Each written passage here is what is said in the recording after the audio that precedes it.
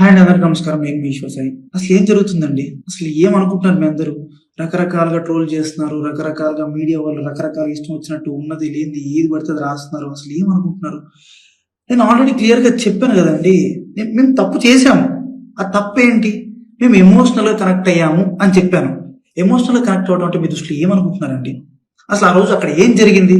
మీకు తెలిసిన 10% మాత్రమే, 90% మీకు తెలియదు. ఆ రోజు ఏం జరిగిందో మీ అందరి ముందు నేను పెట్టబోతున్నాను. ఆ రోజు మార్నింగ్ నాకు షూట్ ఉంది. ఎర్లీ మార్నింగ్ 5:30 కల్లా మేము లొకేషన్ కి స్టార్ట్ అయిపోతాం. నేను 4:15కి నా రూమ్ లో లేచాను. ఆ టైంకి అసిస్టెంట్ అనే అతను నా వాష్రూమ్ లో ఉండటం జరిగింది. నేనేం చేశాను? నేను మాధురి రూమ్ కి వాష్రూమ్ యూజ్ చేసుకోవడానికి నేను వెళ్ళాను. ఆ టైంకి నాకు మాధురికి ఆ లీనియన్స్ ఉంది. మీకు ఆల్రెడీ చెప్పాను కదా, మేము ఎమోషనల్ గా కనెక్ట్ అయ్యామని చెప్పి. నాకు మాధురికి ఆ లీనియన్స్ ఉంది కాబట్టి నేను ఆ రూమ్ కి వెళ్ళి డోర్ నాక్ చేశాను. ఆమె రూమ్ డోర్ ఓపెన్ చేసింది. ఆమె రూమ్ డోర్ ఓపెన్ చేసి నేను డైరెక్ట్ వాష్రూమ్కి వెళ్ళిపోయాను. ఆమె క్యాజువల్ గా ఆమె రూమ్ డోర్ లాక్ కూడా చేయలేదు. రూమ్ డోర్ ఓపెన్ లోనే ఉంది. ఆమె క్యాజువల్ గా బెడ్ మీద కూర్చొని ఫోన్ యూజ్ చేస్తుంది. అదే టైంకి మా వైఫ్ వాళ్ళకి ఎవరో రాంగ్ గైడెన్స్ ఇచ్చారు, ఎవరో అనుమానాస్పదంగా ఏదో చెప్పారు. ఆ టైంకి సేమ్ రూమ్ కి వచ్చింది. రూమ్ డోర్ ఓపెన్ లోనే ఉంది.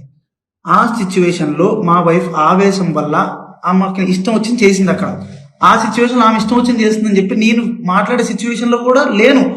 ఆమె నేను ఏం మాట్లాడినా సరే ఆమె నాకు రివర్స్ అయిపోతుంది.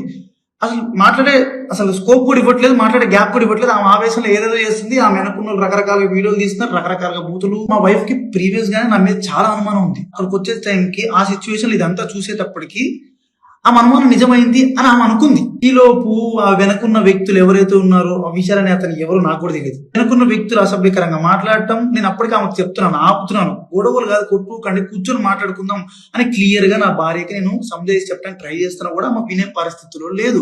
నేను ఒక్క మాట మాట్లాడుతుంటే ఆమె 4 దెబ్బలు కొట్టేటట్టుగా ఉంది. ఆ వైఫ్ ఏం జరిగింది నన్ను పట్టుకొని కొట్టి అడుగుతున్నా సరే నేను కామ్ గా ఉండటానికి రీజన్ అక్కడ వాళ్ళందరూ వీడియోస్ తీస్తున్నారు.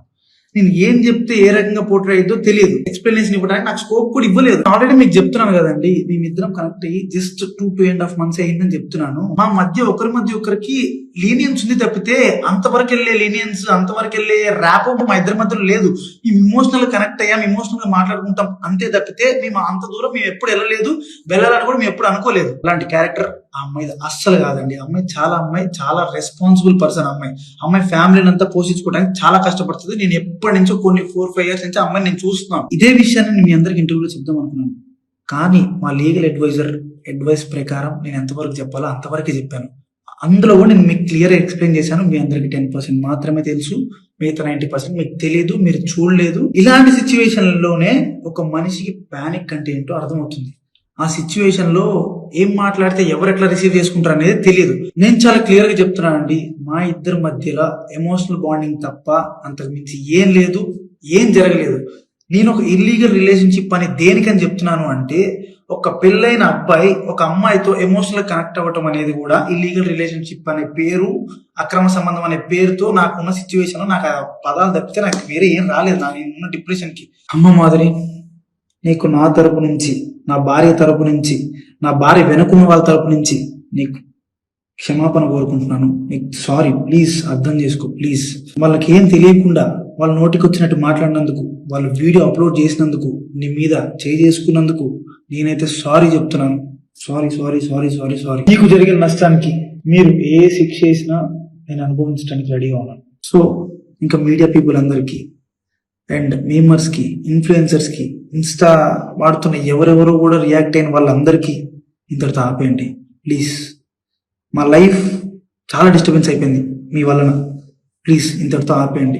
పదే చెప్తున్నా, మేము చేసిన తప్పు ఎమోషనల్ గా కనెక్ట్ అవ్వటం. ఆ ఒక్కటి తప్పు వల్లనే మీరు రకరకాలుగా పోర్ట్రే చేశారు, రకరకాలుగా జనాల్లో కన్వే చేసేసారు. ఇంతటితో ఆపేయండి ప్లీజ్.